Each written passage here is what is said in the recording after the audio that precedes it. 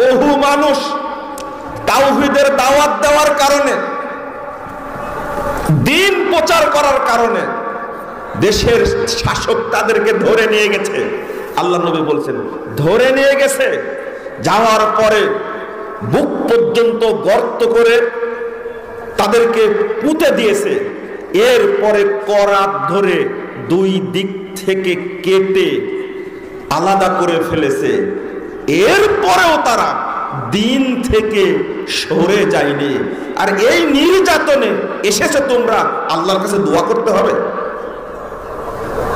মুহাম্মদ রাসূলুল্লাহ সাল্লাল্লাহু আলাইহি ওয়াসাল্লাম এই সান্ত্বনা দিলেন সাহাবীদেরকে, এমন ভাবে বললেন যে এটা কিভাবে।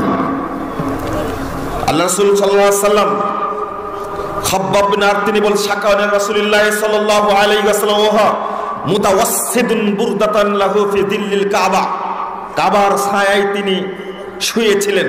সহিহ বুখারী 3612 নম্বর হাদিস। আল্লাহ রাসূল পরে বললেন, কানা রাজুলু ফি মান কানা ক্বাবলা ইউখফার লাহু ফিল আরদি ফায়ুজআলু ফিহি, গর্ত করে তাকে রাখা হতো ভিতরে। এরপরে কি করে, ফায়ুজাউ বিল মিনশার, করাত নিয়ে আসা হতো। ফায়ুদাউ আলা রাসিহি ফায়ুশাক্ক বিসনাইহি, ফেড়ে দুই টুকরি করা হতো। ফামা ইয়াসুদ্দুহু যালিকা আন দীনিহি, অথচ তাদেরকে দিন থেকে তারা টলাতে পারেনি। ওয়ায়ামশাতু বিআমশাতিল হাদিদ ফামা মা দুনা লাহমিহি মিন আযবিন ওয়া আসবিন, আল্লাহু আকবার, ওমা ইয়াসুদ্দু যালিকা আন দীনিহি। আল্লাহ রাসূল এমন ধমকটা দিলেন, দেখো তাদেরকে পুঁতে রেখে তাদের মাথা থেকে লোহার আঁচড়ি দ্বারা জীবিত অবস্থায় গোস্তগুলো ছিঁড়ে ছিঁড়ে ফেলা হতো। তারা দিন থেকে সরে যায়নি। আর তোমরা এখনই চাচ্ছ দোয়া করতে হবে।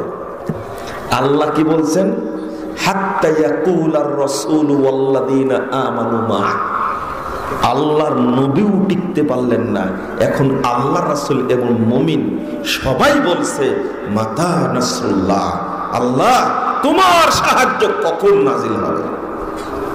মানে রাসূলও টিকতে পারেননি, আয়াত প্রমাণ করে। অথচ আল্লাহ রাসূল সান্ত্বনা দিচ্ছেন, তোমরা এখনই চাচ্ছ দোয়া করতে হবে।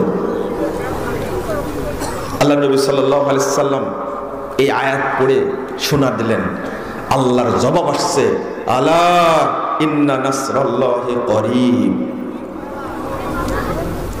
আশ্বস্ত হও, আল্লাহর সাহায্য অতি নিকটে। আল্লাহ বলে দিচ্ছেন, আলা ইন্না নাসরাল্লাহি করিব। 214 নম্বর আয়াত সূরা বাকারা খুলে দেখবেন। আপনি মনে করেন জান্নাতে চলে যাব? ফিলিস্তিনি ভাইদের মতো যদি এখন হতো, মুসলিম ভাই বোনদের মতো যদি হতো, বাংলাদেশে কোনো মানুষই পাওয়া যেত না, কোনো লোক পাওয়া যেত না।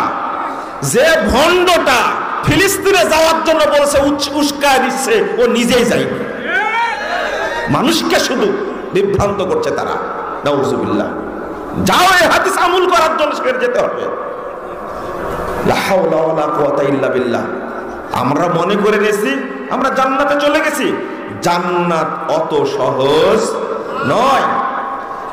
জিহাদে যাওয়ার কথা বললে আটকে ওঠেন, দাওয়াতি কাজে কথা বললে আটকে। কুলাবিল হক, পৃথিবীর যেখানেই নামাকুন্না, পৃথিবীর যেখানেই থাকে সেখানেই আমরা হকের দাওয়াত দেব। লা নাখাফু ফিল্লাহি লাওমাতা লাইম, নিন্দুকের নিন্দাকে আমরা পরোয়া করব না। তো সাহাবীরা এই শপথটা করলেন।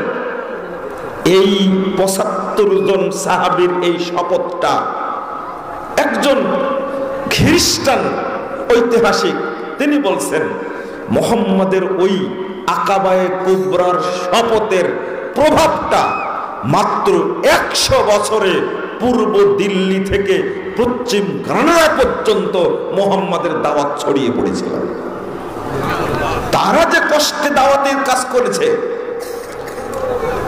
আমার মনে হয় যে আমরা মনে করে নিয়েছি সালাত তো আদায় করছি, যাকাত তো দিচ্ছি, দান খায়রাত তো করছি, তাহাজ্জুদ পড়ছি, জান্নাতে চলেই গেছি। আমাদের ধারণাটা না খুব সুন্দর ধারণা। আপনি কি কোনো পরীক্ষায় পড়েছেন? জীবনে কোনো দাওয়াতি কাজে কোনো পরীক্ষায় পড়েছেন? আপনি পড়েন না। এখানে কেউ নাই। যতক্ষণ পর্যন্ত পরীক্ষায় না পড়বেন, আল্লাহ যতক্ষণ আপনাকে যাচাই না করবেন, ততক্ষণ জান্নাতে যাওয়ার পথ উন্মুক্ত হবে না। প্রশ্ন আসে না। আল্লাহ বলছেন, আম হাসিবতুম আন তাদখুলুল জান্নাহ ওয়ালাম্মা ইয়াতি মাসালুল লাযীনা খালাউ মিন ক্বাবলিকুম মাসাতহুমুল বা'সাউ ওয়াদ-দাররাউ ওয়া যুলজিলু হাত্তা ইয়াকুলার রাসূল ওয়াল্লাযীনা আমানু মাতা নাসরুল্লাহ।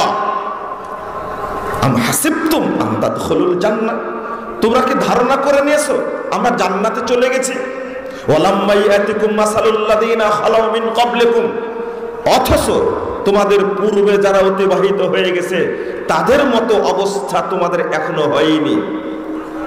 মাসাতহুমুল বা'সা ওয়াদ-দাররা ওয়া যুলজিলু, তাদের উপরে অনেক কষ্ট নেমে এসেছে, নির্যাতন নেমে এসেছে, তারা জমিনের উপরে টিকতে পারেনি, এমন অবস্থা হয়েছে।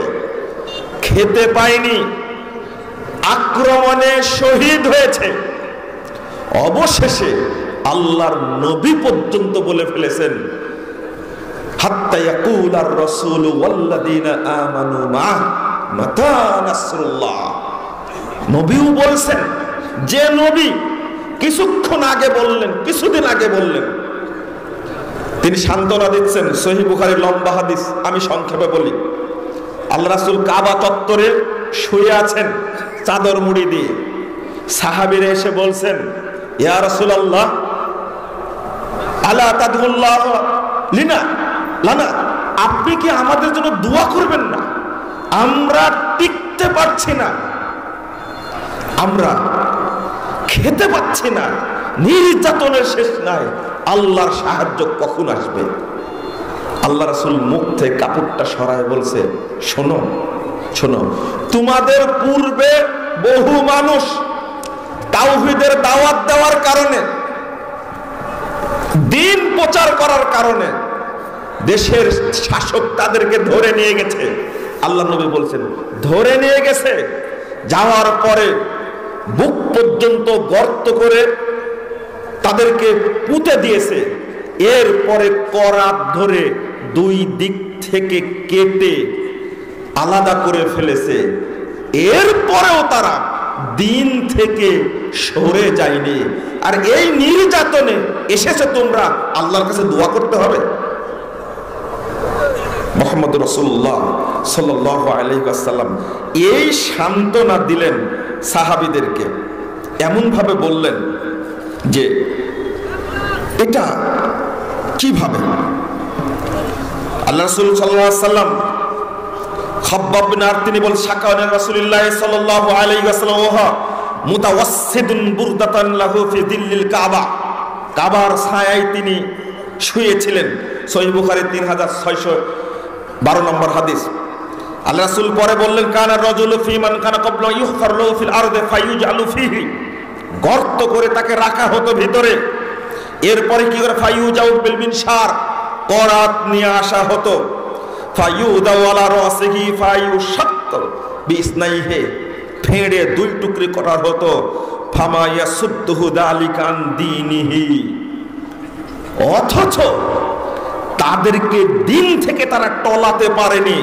ওয়ায়ামশাতু বিআমশাতিল হাদিদ ফামা মা দুনা লাহমিহি মিন আযবিন ওয়া আসবিন, আল্লাহু আকবার, ওমা ইয়াসুদ্দু যালিকা আন দীনিহি।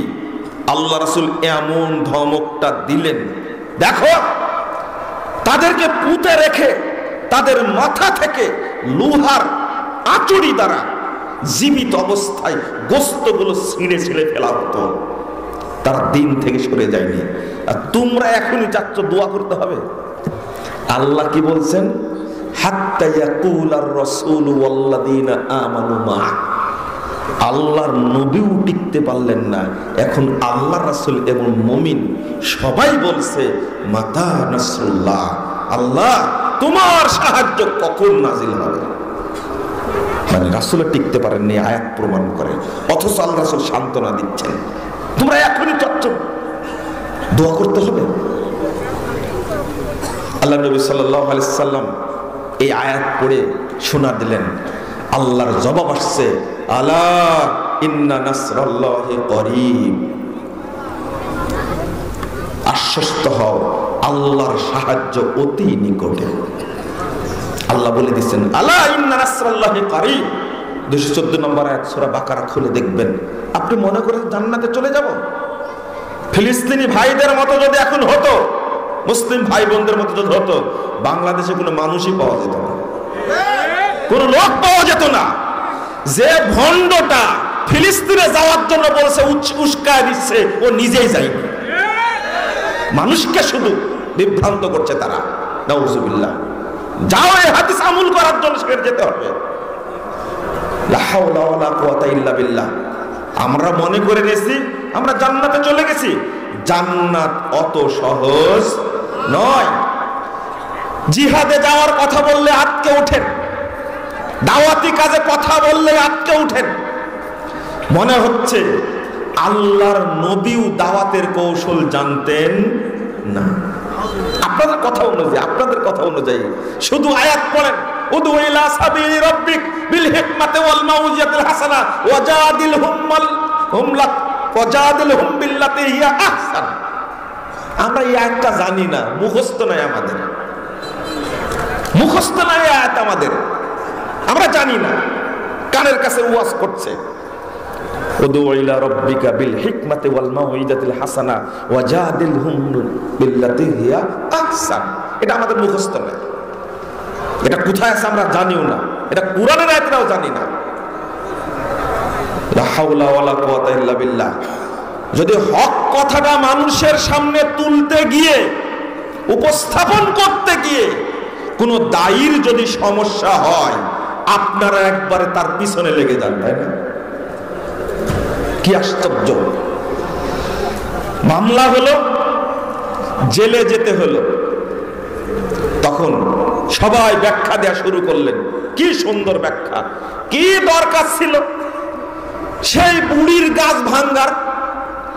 কি দরকার ছিল ওইটা বক্তব্যে বলার? সেই বুড়ির বড়র গাছ ভেঙ্গে দেয়া 13 সালের বক্তব্য, বুড়ির বড়র গাছ ভেঙ্গে দিয়ে চলে আসছে। কি দরকার ছিল বক্তব্যে বলা?